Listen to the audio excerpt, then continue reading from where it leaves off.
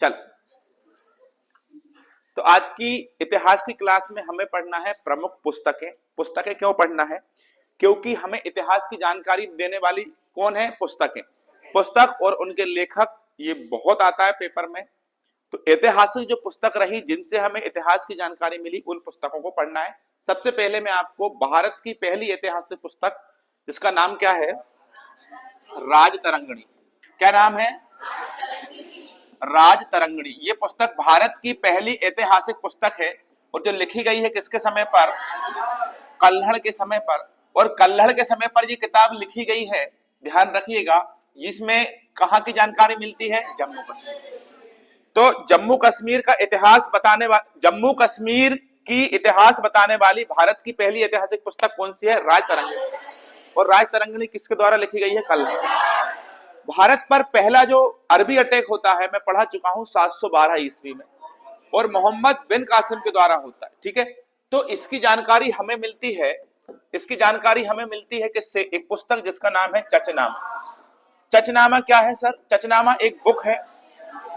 चचनामा क्या है? एक पुस्तक जिससे हमें मिलती है भारत के ऊपर पहला जो अटैक हुआ था, किसके ऊपर हुआ था? भारत के ऊपर मोहम्मद बिन कासिम के द्वारा किया गया था। मोहम्मद बिन कासिम ने भारत पर जब पहला अटैक किया तो वो सन कौन सा था? 712। ठीक है, कहां पर किया? राजा दाहिर के ऊपर। राजा कौन था? दाहिर। और भारत का कौन सा प्रांत था? सिंध। भारत का सिंध प्रांत था, यहाँ का राजा था दाहिर। दाहिर के ऊपर अटैक किया मोहम्मद बिन कासिम ने 712 में। ये जानकारी हमें मिलती है चचनामा से। कुछ लोग कहते हैं इनके लेखक अली अहमद है। कुछ जगह पर किसका नाम मिलता है? अली अहमद। इस पुस्तक के लेखक कौन है? अली अहमद। लेकिन ये संपूर्ण सत्य जानकारी नहीं है, क्योंकि आज तक इस पुस्तक के लेखक नहीं मिल पाए। इसलिए हम क्या कहेंगे? इस पुस्तक के लेखक कौन है? अज्ञात। कौन है? अज्ञात। नहीं पता कौन है इस पुस्तक के लिए, किसी को नहीं मालूम। कुछ लोग कहते हैं कहीं जगह पर अली अहमद का नाम मिला है। तो चचनामा जो पुस्तक है, इसमें भारत के ऊपर पहला अरबी अटैक के बारे में बात की गई है। ठीक है, जो किसने किया था? मोहम्मद बिन कासिम। पहली पुस्तक राजतरंगिणी, जो कहां का इतिहास बताती है? दूसरी कौन सी? चचनामा। कौन सी है बेटा? चचनामा। अब यहां पर एक बात सुनिए, अगली पुस्तक में आपसे चर्चा करूं, जिक्र करूं अगली पुस्तक का, तो इस पुस्तक का नाम है किताब उल हिंद। कौन सी किताब है? किताब उल हिंद, या तहकीक ए हिंद, या तहकीक ए हिंद, तहकीक ए हिंद, या भारत की खोज। भारत की खोज, इसको हम हिंदी वर्जन में अगर जानने का प्रयास करें तो भारत की खोज। तो किताब उल हिंद, तहकीक ए हिंद, या भारत की खोज, ये किसके द्वारा लिखी गई है? अल बरूनी। किसके द्वारा लिखी गई है? अल बरूनी। किसके साथ आया था? बताएं। अल बरूनी आया था महमूद गजनवी के साथ। महमूद गजनवी। महमूद गजनवी ने भारत पर कितनी बार आक्रमण किया है? कितनी बार आक्रमण किया है? महमूद गजनवी ने भारत पर 17 बार आक्रमण किया है। कल की क्लास में हम पढ़ चुके हैं। कल की क्लास में आवाज, माइक बीच में बार बार बंद हो रहा था, तो हमने आज उसमें सुधार कर लिया है। ठीक, तो वो जहां पर भी बीच में माइक बंद हुआ है, आप पढ़ने का प्रयास करें, पूरा उस चीज पर ध्यान ना दें। ठीक है, जानकारी उसमें पूरी दी गई है। ऐसा नहीं है कि कुछ भी समझ में नहीं आएगा, अच्छे से समझेंगे तो सब समझ में जाएगा कल की क्लास। ठीक है, चल। तो महमूद गजनवी ने भारत पर 17 बार आक्रमण किया है। ये जानकारी हमें मिलती है किताब उल हिंद, तहकीक हिंद, भारत की खोज, जो किसके द्वारा लिखी गई? अल बरूनी। ठीक है, अल बरूनी भारत आने वाला वो व्यक्ति था, बहुत आईएमपी चीजें बताता हूं बेटा, में ध्यान रखिएगा। अल बरूनी भारत आने वाला वह व्यक्ति था जिसने पहली बार भारत में संस्कृत भाषा और भारत के पुराणों का अध्ययन किया। ठीक है, तो संस्कृत और संस्कृत के पुराण, यह पहला अरब यात्री था अल बरूनी जिसने भारत के पुराणों का अध्ययन किया। अच्छा, इस किताब को जब उसने लिखा तो भारत में, ये तो अरबी भाषा की किताब है। कौन सी भाषा की है? अरबी। इस किताब की लैंग्वेज क्या है बेटा? अरबी। क्या है? अरबी। ठीक है ना। तो भारत में इसका हिंदी अनुवाद भी किसी के द्वारा किया गया होगा, तो किसके द्वारा किया गया है? रजनीकांत शर्मा। रजनीकांत शर्मा। रजनीकांत शर्मा ने हिंदी में अनुवाद किया किताब उल हिंद, या तहकीक ए हिंद, या भारत की खोज।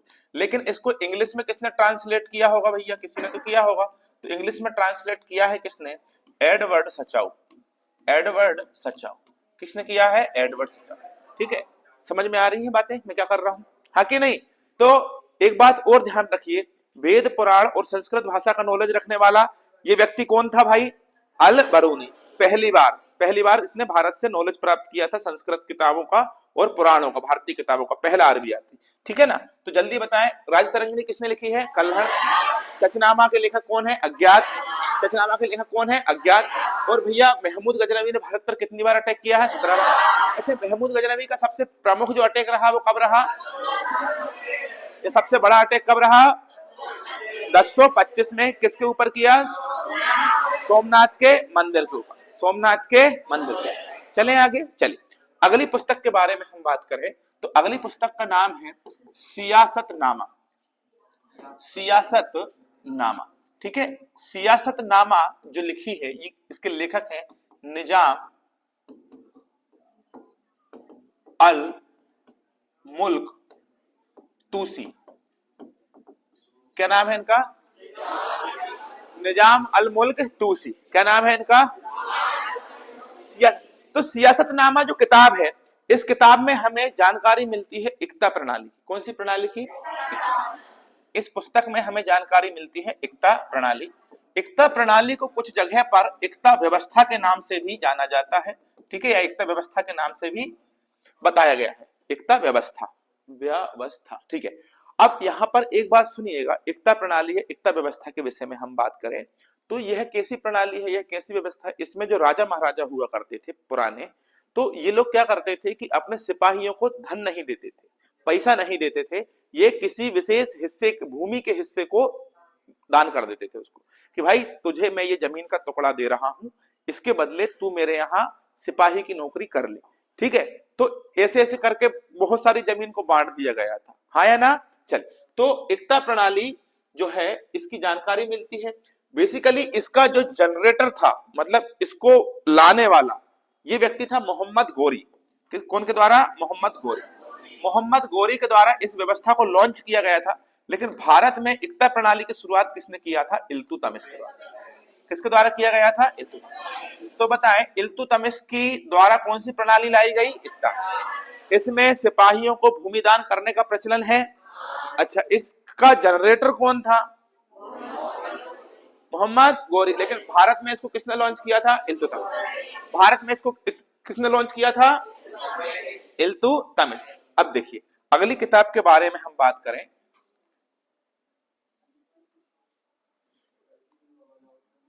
ठीक है, समझ में आ रहा है ना? कौन सी प्रणाली? एकता। इसमें क्या दान करते हैं? जमीन। क्या दान करते हैं? जमीन, ठीक है। अच्छा, एकता प्रणाली को भारत में किसने लॉन्च किया? इसकी जानकारी किस किताब में है? सियासतनामा के लेखक कौन है? कौन है? अब देखिए अगली किताब है तबकात ए नासिर। तबकात ए नासिर। क्या नाम है इसका? तबकात ए, तबकात ए, तबकात ए। इस पुस्तक के लेखक हैं मिनहाज उल सिराज, या मिनहाज उस, क्या हुआ? मिनहाज उस सिराज। क्या नाम है इसका? मिनहाज उस सिराज। मिनहाज उस सिराज। इसमें मोहम्मद गोरी ने भारत में आके जो विजय प्राप्त की, जो सत्ता स्थापित की, कैसे कैसे करके की, ये सारी जानकारी इस किताब में मिलती है, तबकात ए नासिर। मुझे लगता है कि आपको ये लैंग्वेज कुछ समझ में ज्यादा नहीं आ रही है, तो एक बार अपन पहले पूरा देख लेते हैं। राजतरंगिणी के लेखक कौन है? कल्हड़, ठीक है, ये भारत की पहली ऐतिहासिक किताब है। चचनामा के लेखक कौन है? अज्ञात। 712 में मोहम्मद बिन कासिम ने भारत पे जो अटैक किया, इसकी जानकारी इसमें मिलती है। अगली किताब किताब हिंद, किताबुल हिंद, इसके लेखक कौन है? अल बरूनी। महमूद गजनवी के साथ भारत आया, भारत में पहली बार पुराणों का अध्ययन किया, ठीक है। इसकी विष्णु शर्मा के द्वारा, ये कौन शर्मा है? ये रजनीकांत शर्मा। रजनीकांत शर्मा के द्वारा हिंदी अनुवाद किया, एडवर्ड सचाऊ ने इसका इंग्लिश ट्रांसलेट किया, ठीक है। फिर हमने आगे क्या पढ़ा? आगे हमने पढ़ा ये सियासतनामा। निजामुल, क्या नाम है? निजामुल मुल्क तूसी। निजामुल मुल्क तूसी जो है, इनके द्वारा जानकारी दी गई कि भैया इसमें एकता प्रणाली की। उसके बाद अगली किताब है तबकात ए नासिरी, मिनहाज उस सिराज के द्वारा। इसमें लिखा हुआ है कि मोहम्मद गोरी का भारत विजय, मोहम्मद गोरी मोहम्मद गौरी ने जो भारत में विजय प्राप्त की, इसकी जानकारी हमें किस किताब में मिलती है? तबकात ए नासिरी। कौन सी? तबकात ए नासिरी किताब के लेखक कौन है? कौन है? मिनहाज उस सिराज। कौन है? मिनहाज उस। अब अगली एक पुस्तक का और आपको ध्यान रखना है जिसके लेखक हैं फिरदौसी, और इस किताब का नाम क्या है? इस किताब का नाम क्या है? क्या नाम है? अच्छा, एक बात और बताएंगे कि मैंने आपको पढ़ाया था फिरदौसी को पूर्व का होनर कहते हैं, पूर्व का होनर कहते हैं। और फिरदौसी ने एक बात कही थी कि धरती पर अगर कहीं स्वर्ग है, धरती पर अगर कहीं स्वर्ग है तो वो क्या है? जम्मू कश्मीर। और जम्मू जो कश्मीर के बारे में इसने बात की, इस बात को शाहजहां ने कहां लिखवाया? शाहजहां ने कहां लिखवाया? लाल किले। कहां लिखवाया? लाल किला। और ध्यान रखिएगा, लाल किले में भी कौन सी जगह पर लिखवाया? दीवान ए खास। कहां लिखवाया? दीवान। ठीक है, तो फिरदौसी ने कौन सी किताब लिखी? शहनामा। फिरदौसी ने कौन सी किताब लिखी? फिरदौसी ने कौन सी किताब लिखी? शहनामा। इसमें शहनामा में अगर मैं बात करूं तो शहनामा को लिखने के बाद जब इसने ये किताब लॉन्च वगैरह की, तो शहनामा जो थे ये किसके दरबारी कवि थे? महमूद गजनवी, उतवी, बेहाकी और फिरदौसी। फिरदौसी से अभी थोड़ी देर पहले मैंने आपको एक लेखक और क्या बताया? अल बरूनी। चार। कितने? चार। एक कौन? अल बरूनी। एक कौन? फिरदौसी। एक कौन? उतवी। और एक कौन? बेहाकी। ये चारों राइटर किसके दरबारी थे? कौन के? महमूद गजनवी। और महमूद गजनवी ने भारत पर कितनी बार अटैक किया था? 1025 में सोमनाथ पर अटैक किया था। ये सारी जानकारी मैं आपको दे चुका हूं, नहीं पता पिछली क्लास में जाके यूट्यूब पर वीडियो है, देख कर जाना। ठीक है। और वैसे प्राचीन भारत आप लोग पढ़ रहे हो, प्राचीन भारत में कहां तक पढ़ लिए? 7 8 6 7 और 8 पढ़ ली। अब कल परसों के दिन 9 10 11 12 कितनी वीडियो? 4। चलो 4 छोड़ो, आप 3 वीडियो देखकर आएंगे। अच्छा, वीडियो देखकर नहीं आना कोई बात नहीं, नोट्स हैं, नोट्स पढ़कर आना। मुझे आपको बस मेरे सवालों का जवाब देना, आप कहीं से भी पढ़कर आओ, मुझे उससे कोई दिक्कत नहीं। लेकिन आप 3 जो क्लासेस हैं, 3 क्लासेस, उसके बारे में जो भी प्रश्न बनेंगे वो मैं आपसे पूछूंगा, तो आपको क्या देना है भाई? आंसर देना। चलो अगली किताब देखेंगे। अगली किताब का नाम, अरे बात नहीं करो, अगली किताब का नाम है रहला। कौन सी किताब है? रहला। अब ये जो रहला किताब है ये बहुत पेपर में आती है, ध्यान रखिए, बहुत आती है पेपर में रहला। रहला के लेखक कौन है? Ibn Battuta. कौन है? Ibn Battuta. और इब्न बतूता जो है, ध्यान से समझना इनके बारे में। इब्न बतूता कौन थे भाई? इब्न बतूता ये मोरक्को से आए थे। कहां से आए थे? मोरक्को से आए थे। और किसके समय पर आए थे? मोहम्मद बिन तुगलक। किसके दरबार में? मोहम्मद बिन तुगलक के दरबार में आए। किसके दरबार में आए थे? मोहम्मद बिन।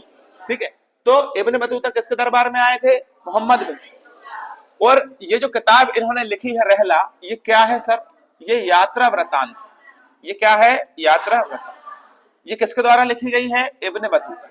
रहला किसने लिखी है? Ibn Battuta. रहला किसने लिखी है? Ibn Battuta. मोहम्मद बिन तुगलक के दरबार में आए। मोहम्मद बिन तुगलक ने इसे दूत बनाया, और दूत बनाकर इसे कहां भेज दिया? चीन। ठीक है, तो किस राजा ने मोरक्को के यात्री को दूत बनाकर चाइना भेज दिया था?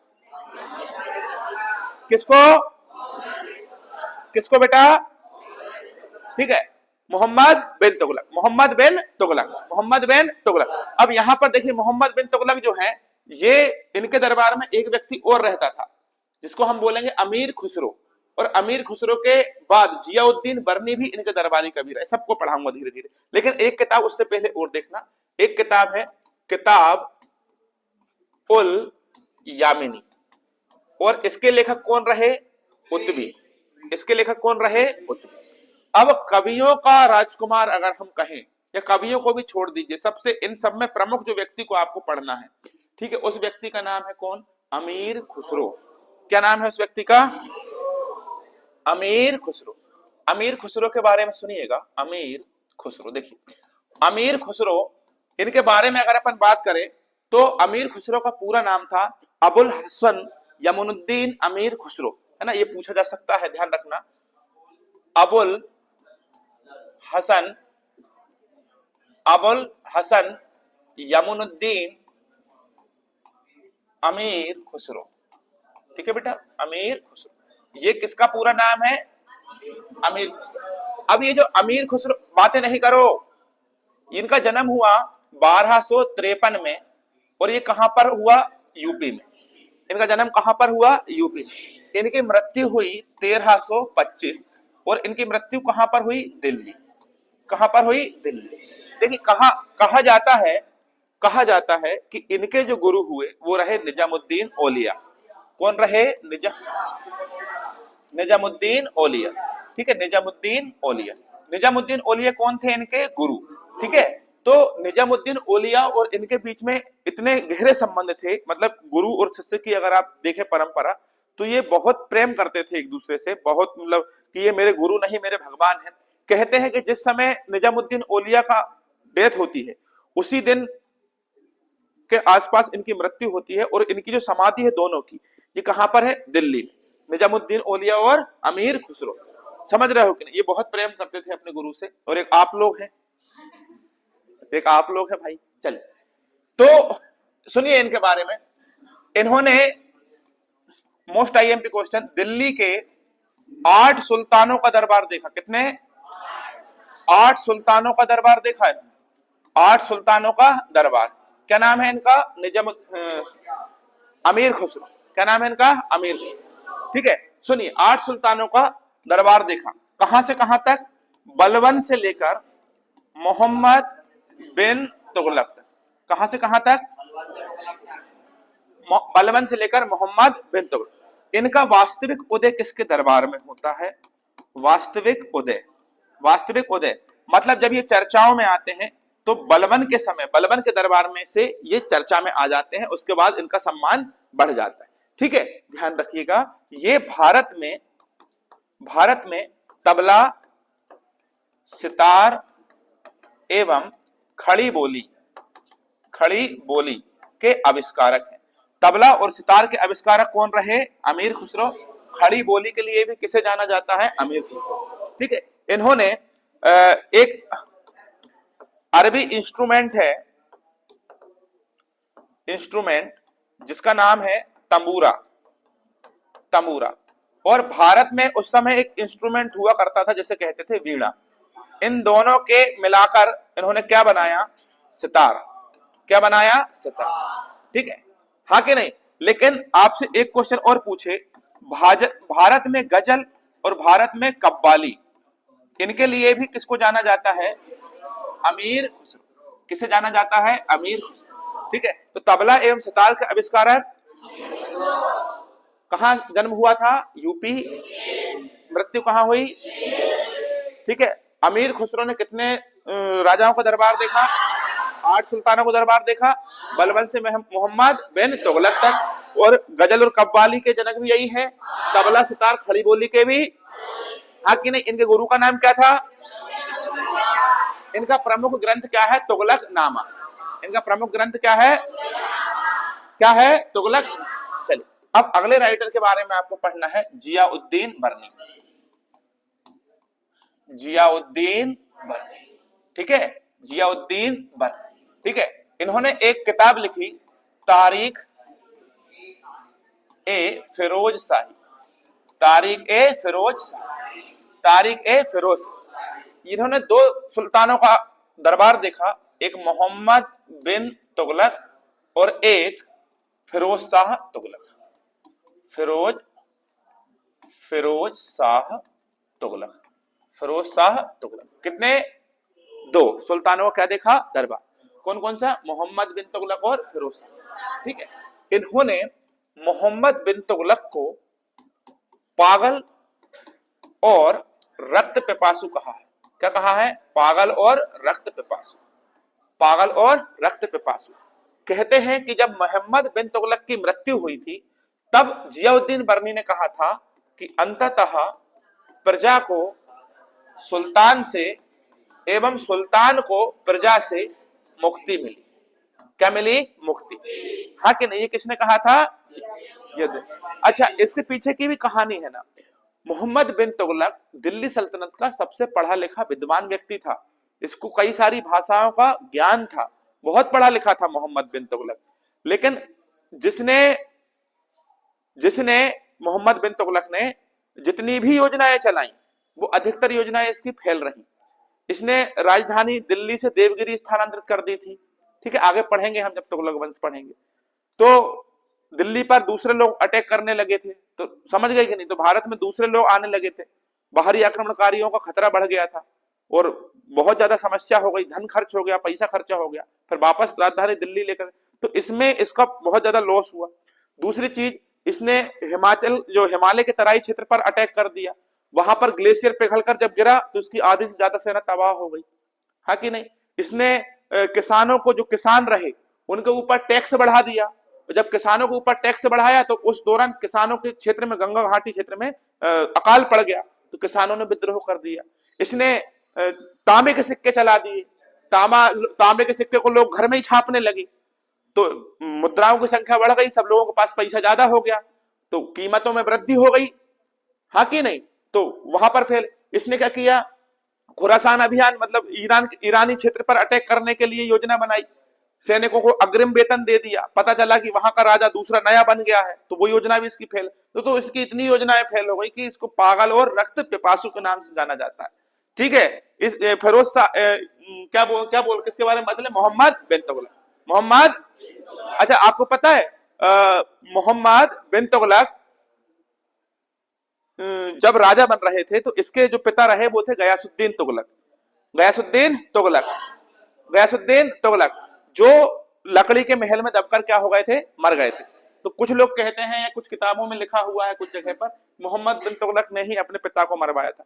जिसे पागल और रक्त पिपासु किसने कहा है? जियाउद्दीन। ठीक है, अब एक राइटर और पढ़ना है जिसका नाम क्या है? सिकंदर। क्या नाम पढ़ना है? सिकंदर।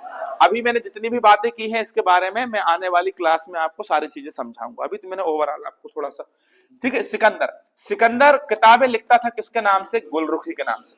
ध्यान रखना, ये प्रश्न बहुत ज्यादा पूछा गया है। सिकंदर किसके नाम से कविताएं लिखता था? गुलरुखी के नाम से क्या लिखता था? किताब।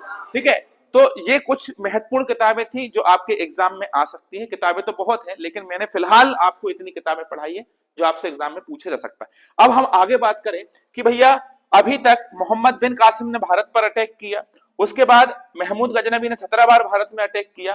अब हमको पढ़ना है किसका अटैक? मोहम्मद गौरी का। अब मोहम्मद गौरी जब भारत में आएगा आक्रमण करने के लिए, तो भारत की दिल्ली की गद्दी पर बैठ जाएगा।